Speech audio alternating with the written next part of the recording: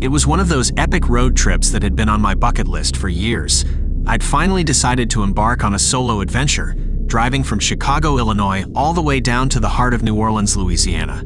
I was eager to immerse myself in the rich culture, delicious cuisine, and soulful music of the American South. The journey had been nothing short of extraordinary so far.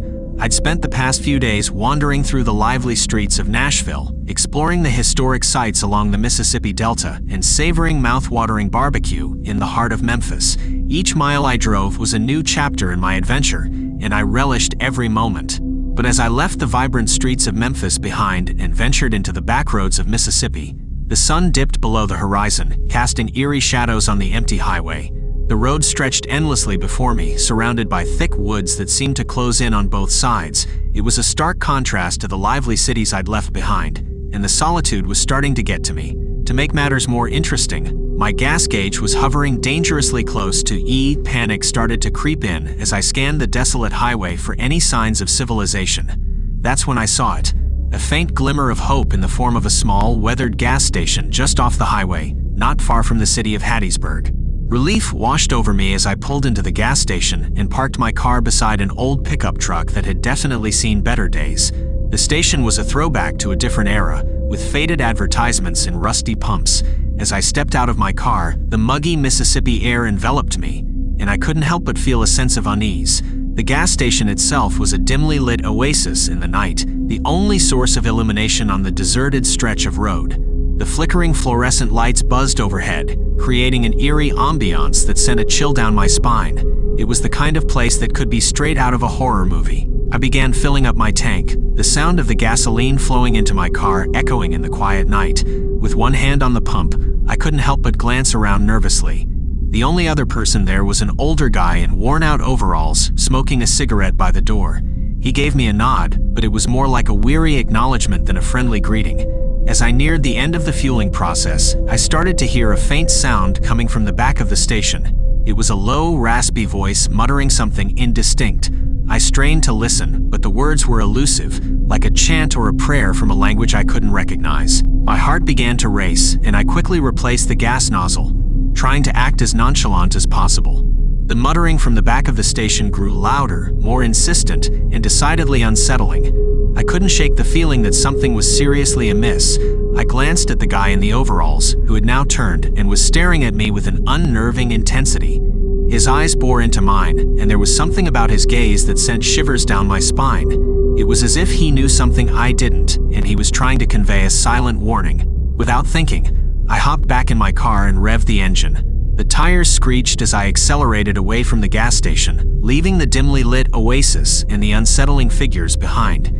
It wasn't until I reached the bright lights of Hattiesburg that I finally let out a sigh of relief. The adrenaline was still coursing through my veins as I pulled into a well-lit convenience store. I couldn't shake the feeling that something was seriously off about that gas station, and I was just grateful that I hadn't stuck around to find out. As I grabbed a soda from the store, I couldn't help but wonder about the mysteries hidden in the backwoods of Mississippi, and whether the gas station had been the site of something far more sinister than I had ever imagined.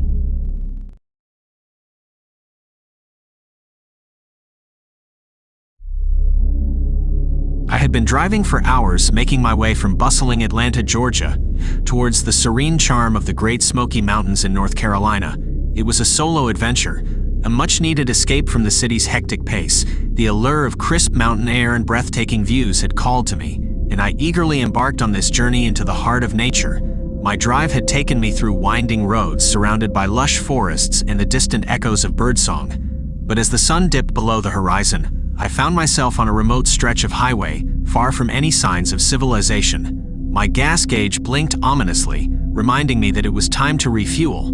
Just when I was beginning to worry about my fuel situation, a distant glimmer of light appeared on the horizon. It was a small gas station, a beacon of hope in the inky darkness, not far from the town of Cherokee, North Carolina. A sense of relief washed over me as I pulled into the station, the neon sign welcoming me with its warm glow. The gas station seemed like something out of a postcard, frozen in time with its retro signage and old-fashioned pumps.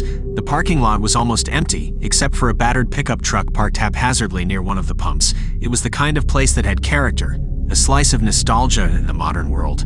As I stepped out of my car, the cool mountain air enveloped me, a stark contrast to the humid Georgia heat. The gas station was peaceful, the only sound being the soft hum of the fluorescent lights overhead.